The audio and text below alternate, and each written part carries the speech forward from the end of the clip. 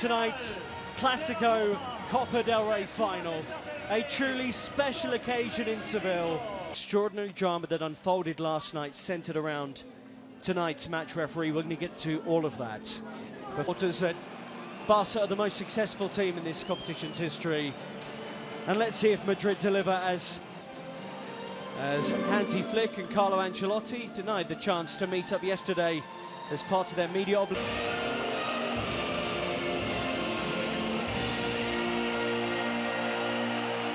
He would be playing, and that would probably be their strongest 11 if Alejandro Baldi was available at left back as well. Bench after injury, Gerard Martin gets the nod at left back with Balde out. The midfield's no surprise, and we expected first time after 6 weeks out with a hamstring injury. It's packed full of central midfielders. We see if that can stop.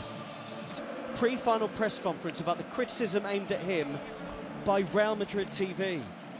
There was talk of... It's going to be really important, isn't it? It was only a couple of weeks ago. There wasn't any grass in the stadium. So it'd be interesting to see, hopefully asleep and knocked off. Early out ball here for Rafinha, who kicks into life for the first time. Shifted out by Pedri to Gerard Martin. Ferran Torres, great touches, and he's in the corner. And Dani Olmo stands over it. Good ball, and Jules Koundé into Rafinha. Rafinha works it with Ferran Torres, and they're around Real Madrid again. Gerard Martin, a bit more composure. They can have the right balance to the group here. No, you can see Tchouaméni was sitting deeper than the other midfield four. There's lots of bodies back. See if he returns with that, of course. Vinicius. Against them this season that have been disallowed for offside over 30 goals.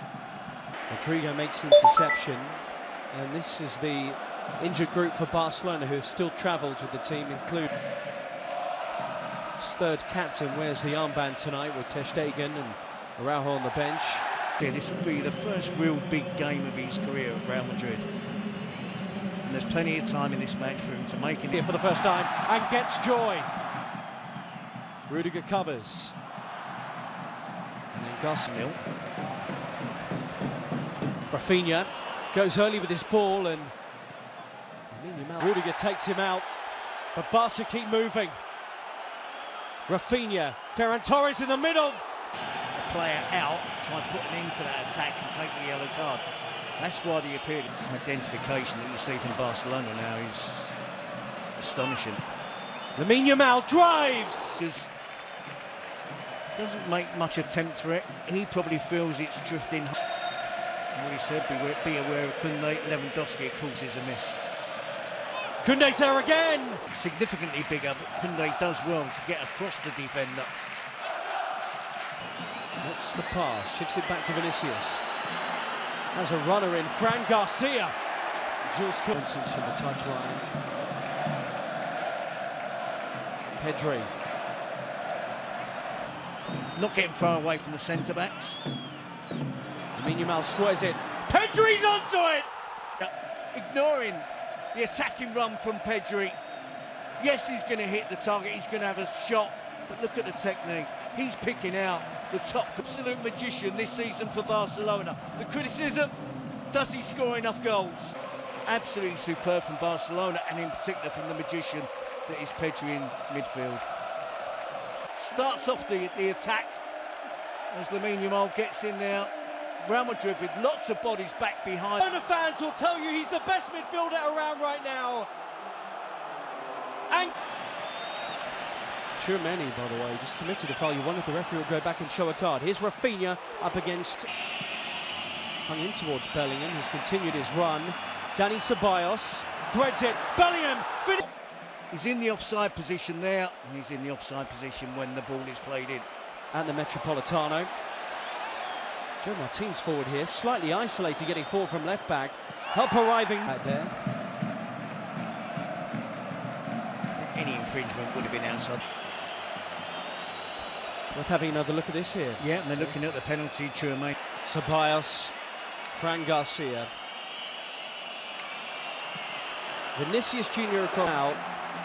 Punches up something brilliant and tries to set away Ferran Torres. Flag stays down for now, but Rudiger's quick. Scooting towards that Real Madrid back four. Dani Olmo. He pick a pass. Rudiger makes the block. Pedri. Dani Olmo.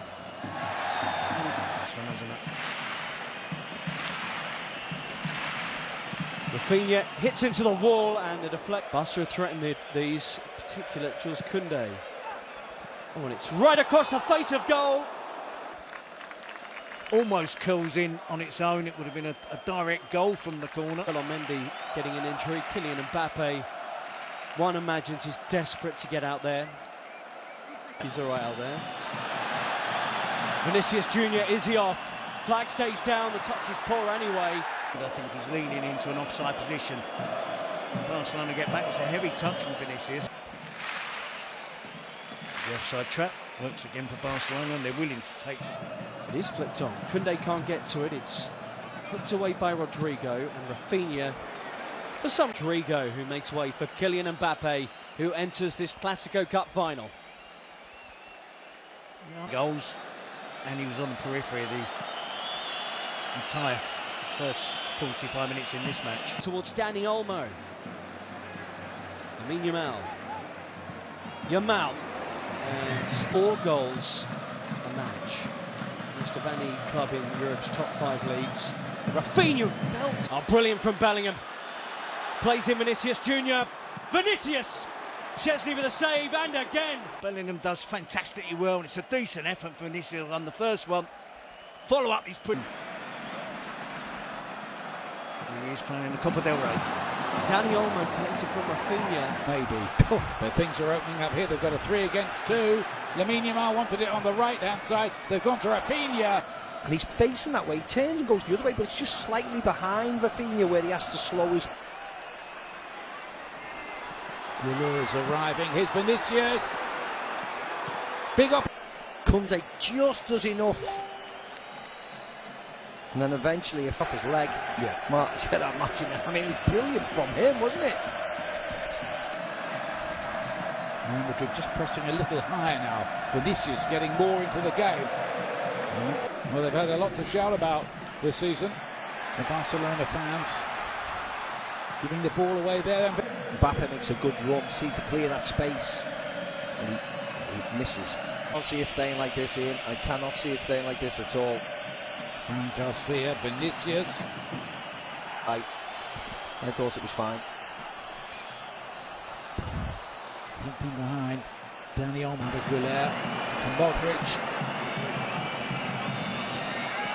Great ball by Modric. Ter Stegen, he's fit again and on the bench. Chesney keeps the job. Vinicius on the... I don't think Vinicius Junior heads it properly anyway. Yeah. Not as much in control of this as they looked for most of the first half.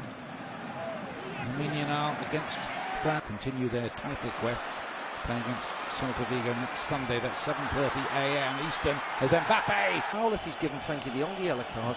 Let's have a look at this then. And where does this happen? Looks like he's in charge there. Modric is there too. Maybe it's just drift one. It's going to be Mbappe. Barcelona's point of view, and particularly the goalkeeper's too easy. Mbappe's too good, isn't he? Bernabeu, and that's his second, and he's whipped it in goalkeeper side. It's an error. For their second half improvement.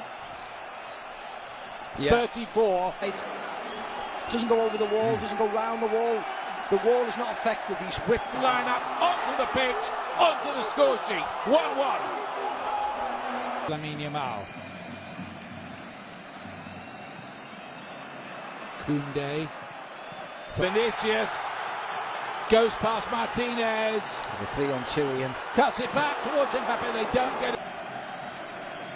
Just goes with his outside of the right foot there. It's just slightly behind. With Gavi. Others coming on Araujo as well. Chumé scored in the final as well. He's only 2 goals of the season. In the go on. He's not on yet. Maybe it's too late.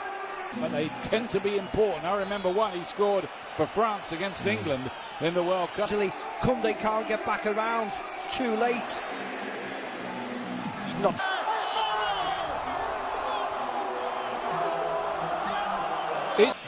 Here's De Jong. Yamal. looking for a decisive ball, and Fermin Lopez. And still back. Was he on? He looks okay, actually. He is for the time being, anyway. Vinicius. And Martinez does very well in the second half. The substitutions have all played a great part of the game. But it's not over yet. Lamine Yamal! Always doesn't get close enough, Fran Garcia, and allows him to do that. Thibaut makes...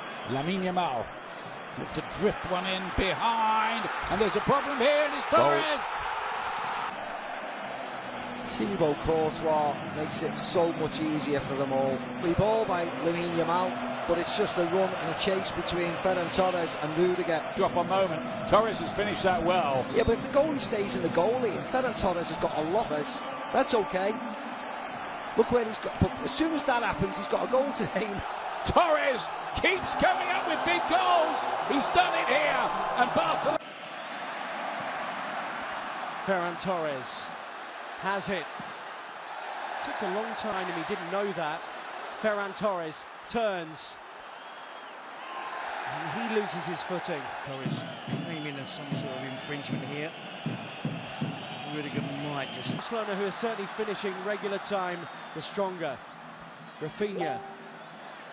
Oh, and Asensio goes to ground. This will be the right angle. He clatters him. Is there contact on the ball from Asensio? I don't think there is. There isn't. Adds to the drama. Asensio's challenge there.